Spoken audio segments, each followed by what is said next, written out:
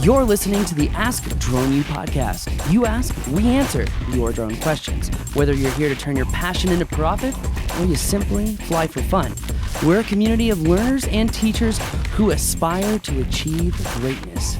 We are Drone U. Hey everyone, welcome to another awesome episode of Ask Drone U. My name is Paul. My name is Rob, and this is episode number 477.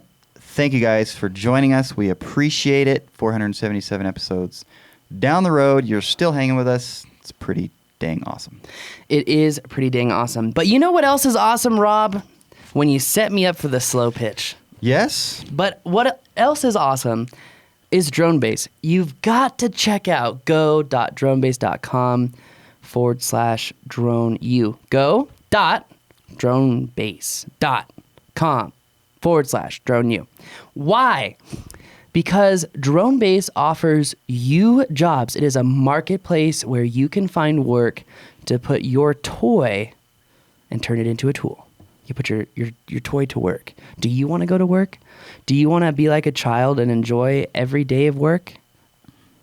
Well, children don't really work, so that doesn't really make sense. But children do enjoy every day, pretty much, I got to say. They're always happy, except for when they don't get their ice cream. Anyway, DroneBase clients, though, now include companies like Hilton Hotels, Allstate Insurance, Zillow, CRBE, Keller Williams. So there are so many jobs out there. 187 in our city available right now, which means if I did nothing but Pano missions, I'd be a few $1,000s richer by the end of the week. Yeah, I could totally make it work. I could totally make it work. So there's thousands of dollars of opportunity on the table. And if you're new to drones, there is no better place to start. Now, there's obviously a progression with drone jobs, and DroneBase is definitely going to get you started in the right area. If you're slow, you need jobs to take care of that slow time. You're just getting bored. You're just getting ADD and you're freaking out. You're getting anxious because you got to go do something. DroneBase is your answer. So don't wait another minute. Check out go.dronebase.com/droneu. Absolutely. They're so easy, even Rob can do it. Wow. That hurt. I'm kidding, Rob. We need to go fly. That's something you don't hear every day. Rob, we need to go fly, since it's never happened. But anyways. Just like the other thing, like when I was learning how to fly FPV from our new instructor, Night Fury, Yes. and Ilker was like, I really enjoy watching you struggle. Something you don't hear every day. Yeah, it's kind of nice. To watch me struggle? No, it's not nice to see you struggle at all. I don't like to see people struggle. Anyways, you know, Paul, a lot of people are interestingly buying maybe a little bit older version of the Phantom, like maybe a Phantom 3 Standard, because you can get them so smart. cheap. What? You can get them so cheap. They're smart? They're smart? They are smart. I don't know where you're going with this. But I know. I just they're want to listening, reiterate. they're smart. I want to reiterate, if you buy a cheap drone first, you are smart. Gotcha. Because you're going to crash it, and it's okay. And it's a great thing. When it happens, you just feel like the weight has been lifted off your shoulders. Like, oh, I finally have my crash. It's kind of like when you get that brand new truck, right? And you just, I almost wanted to go out with a key and scratch it right away and get it over with. Key my truck, and I'm going to tow yours out to the middle of Paseo. Okay, and I'll get a new one too. Actually, that would be a funny viral video. Like your girl keys your truck. You don't key somebody else's truck. You key your own truck. Why would you key your own truck? Oh my gosh, never freaking mind. Let's move on. I got lost fast. Yeah, you did. All right. Well, on that switch track. Anyways. Getting a cheap drone is smart because you're going to crash it. You're going to replace it. It's what you learn on. And if you learn to fly on a cheap drone, like even cheaper than a Phantom 3, you actually get better stick skills than if you learn and go straight on a Phantom. So now if you have gone straight to the Phantom and you went cheap with the Phantom 3, you're still ahead of the crowd because you can fly that thing. You're going to learn it inside and out. And today we've got a great question about how up to date does that drone have to be? Indeed.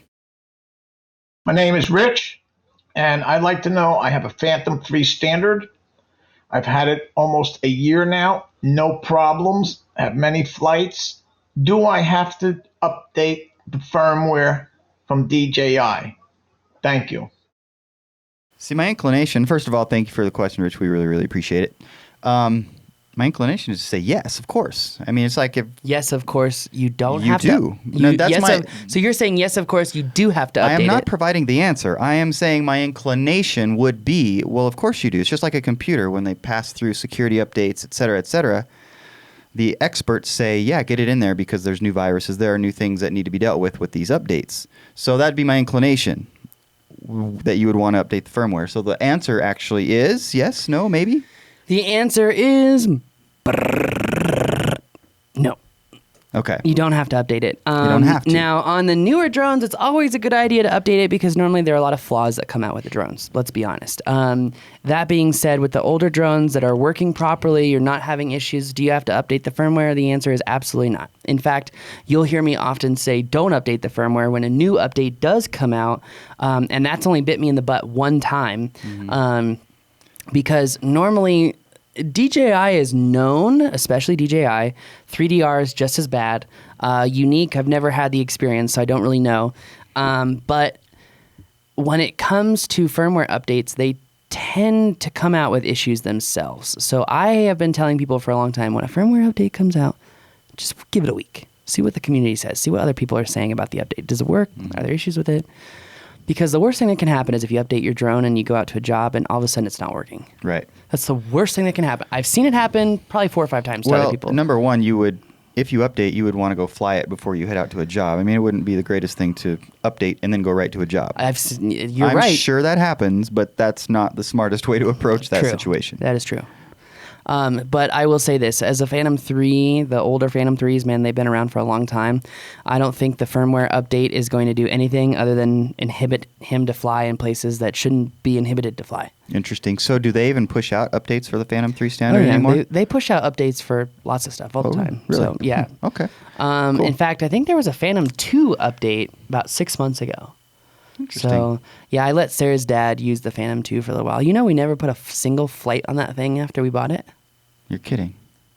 Do we have it? It's over at Sarah's dad's house. Is he flying it? now. Mm-hmm. Yeah. But you got to understand, it's actually better for him to fly it because he's cycling the batteries. So he's keeping them healthy. Yeah, no, So- I'm happy to cycle some batteries.